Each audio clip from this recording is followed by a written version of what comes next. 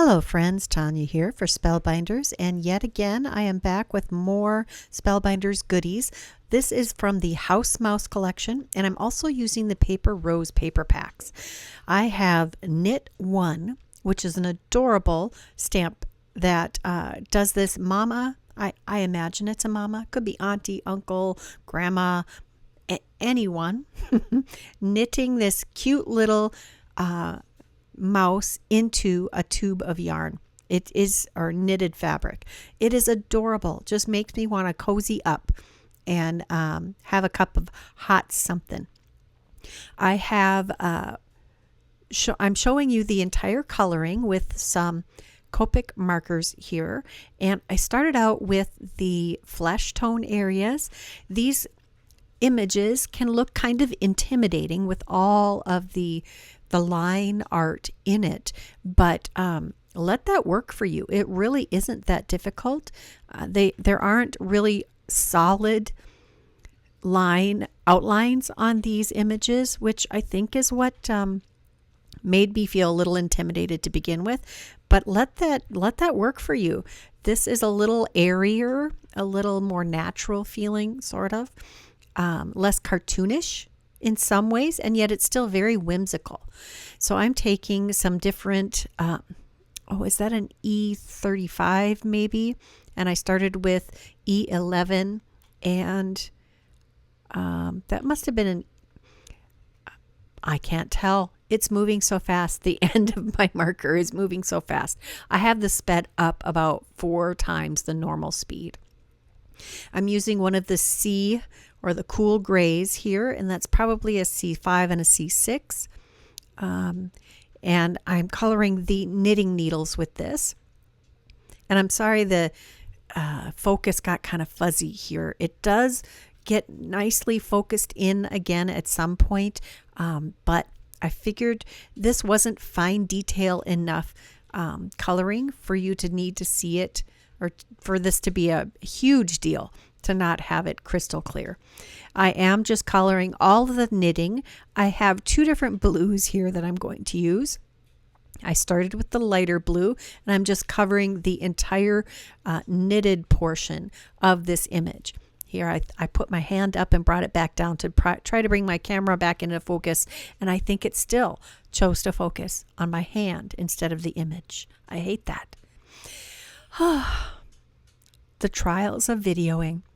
All right, I am back with the darker colored blue, and I'm just following the strings of the yarn in a very spotty manner. I'm not trying to be very concentrated in how I do that. I'm coming back one more time with the darkest E brown and adding some extra flicks, and then I come back in with one of the warm grays, probably a W3 and a W1, and I'm adding some color to the foreground underneath our mice to ground them very nicely. And that pretty much will finish up the coloring. And I had stamped this with alcohol-friendly ink. I think it was Distress. No, the Hero Arts Intensified Black ink. Oh, I'm coming back in with one more layer of the flesh tone. I left my stamp in my Mini Misty, and I'm going to come back in and stamp this with probably 2 or 3 layers of VersaFine Clair Nocturne ink to sharpen up all of those lines. And I find that this really makes a huge difference on all of my stamped and colored images. To do an initial stamping so you can see where you're going to need to do your coloring, and then to come back and stamp again with another black ink, whether it's the same intensified black or a VersaFine Clair. The VersaFine Clair really maintains the fine detail, and you can heat emboss with it, and I really do like to add the heat embossing. It really bumps up the crispness of your image, and so that's what I did. You can really see those lines pop after the embossing is complete. After I did that, I took this over to my brother's Scan and cut this image out. For the card, we're going to use the mirrored arch labels. Those came out in March, and I am still loving them. I cut 2 pieces, a matted piece in black and this very pale gray that I'm now going to use the Ski Lodge embossing folder with. I wanted that knitted look, and I'm going to take the Pearl Luster Gilding Polish and add a little of that to the raised areas of the embossing to really highlight that and make it shine through. It's kind of like, I kind of use the Pearl Luster Gilding Polish like you would a Versamark watermark ink to add extra detail. Here we've got the Rainbow Twirl 12 by 12 paper. I can get 4 5x7 panels out of one sheet of cardstock, and I do show you that in a video coming up. You have to use a paper trimmer with the sliding blade. That is the best way to do it. And this is one of the panels that I cut. I have this, it looked kind of like a watercolor rainbow here. Very, free flowing, and it really matches the color of the image that I colored. Now that I have glued our mirrored arch matting panels with extra cardstock between each layer, we're going to take our colored and Brother Scan and Cut image. I did cut an extra piece of cardstock with the same cutting file and backed our image with that, so it has a little extra heft and weight. For the inside of the card, I'm going to use Pumice Stone Distress Oxide ink, and I'm going to stamp the same main image on the inside. I love to repeat images on the inside to carry the design in and make it a more complete look. There are lots of ways to do this. You can decorate your cards on the inside or not. I don't feel like it's complete unless my card has decoration on the inside also.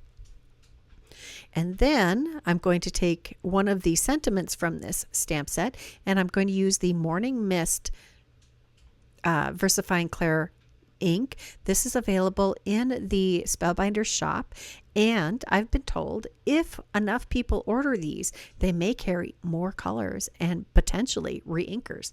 That would be fantastic. So if you want Spellbinders to carry these, please go purchase them.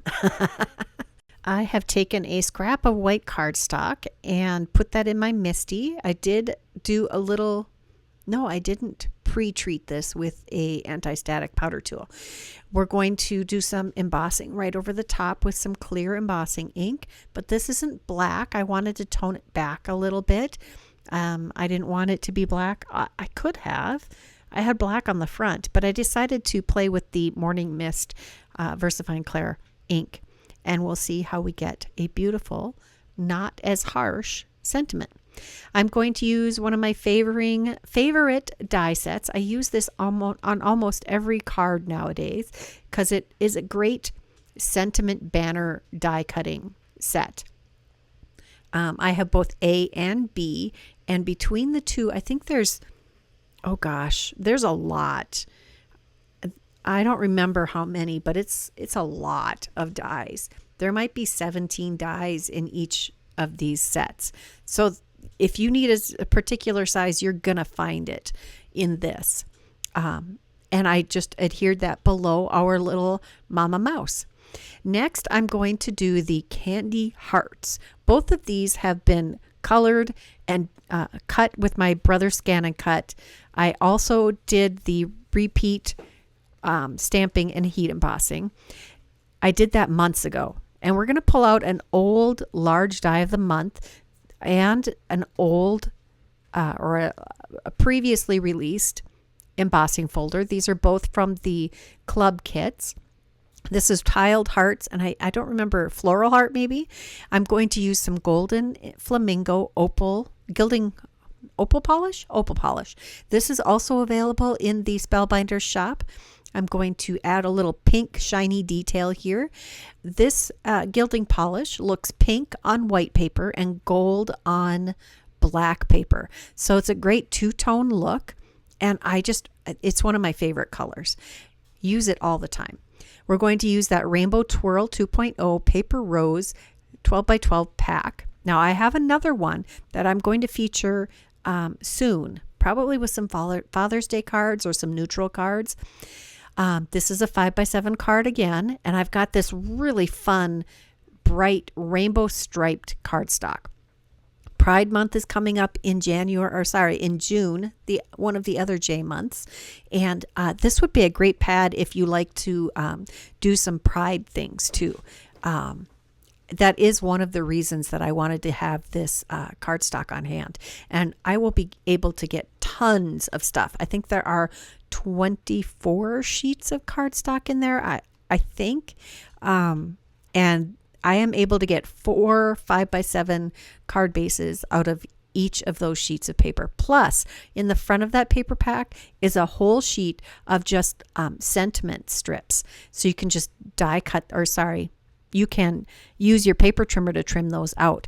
I should really show everyone those.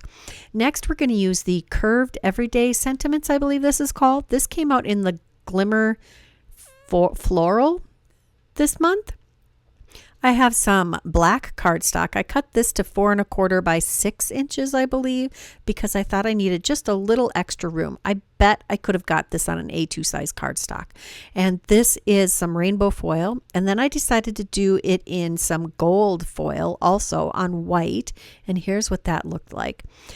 It is a very efficient use. I actually foiled a whole bunch of these because I wanted to be able to use these sentiments over and over again. Here I'm showing you how this one die cuts out all of the sentiments from each individual plate. And this is I've showed how to do this before, but it has been a routine thing for me now. I create these quick and easy holders for all of those extra sentiments from these kinds of foiling strips.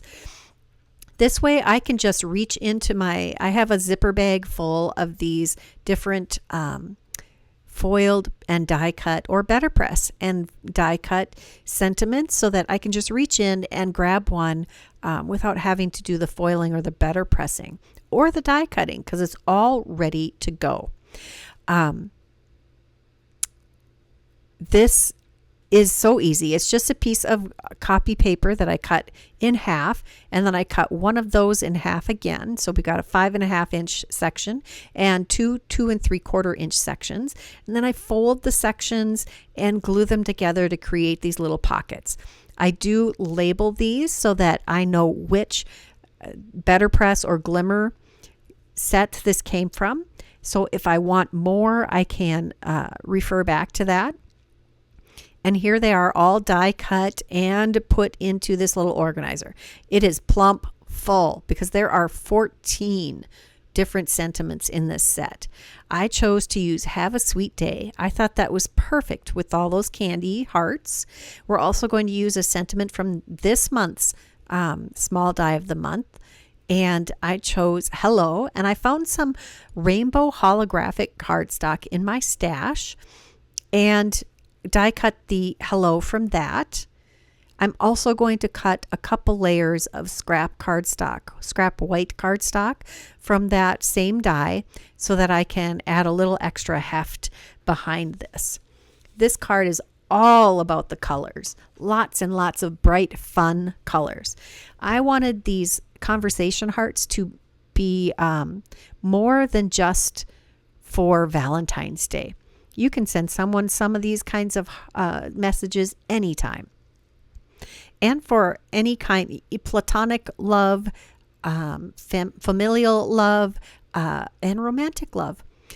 I am gluing all 3 of these hellos together, and I am using that wonderful fine line bottle from Spellbinders. They come in a 2-pack, and they cost between $5 and $6 for the 2-pack. I'm loving them. They're nice and soft, easy to squeeze and control the flow. Yeah, I'd say that's a winner. Now we're going to adhere this to the front of the card. I am loving that big heart from that one. It's like heart blooms or something like that. I will have it linked in the description box below if you don't already have it in your stash. I have some extra layers of cardstock behind this banner for the sentiment banner. Going to tuck that underneath the hello and just make that fit nicely in by our really cute little Drunk on Love mouse there. I have this rainbow ink pad from my stash. This came in one of the Hero Arts kits. I think it was from August of 2020, maybe even, if I remember correctly. It came with like a staycation themed kit. If you get that kit, you might have this in your stash. And it's the reactive inks, so it does stamp pretty well. I do have to do a couple of stampings to get it as well as I'd like. I am also going to choose one of these sentiments to go on the inside of the card, and I chose the Sending Love, and that is also foiled in rainbow on white. I thought that just really fit this whole theme. The colors don't match as well on the inside as they do on the outside of the card, but I think it fits anyway.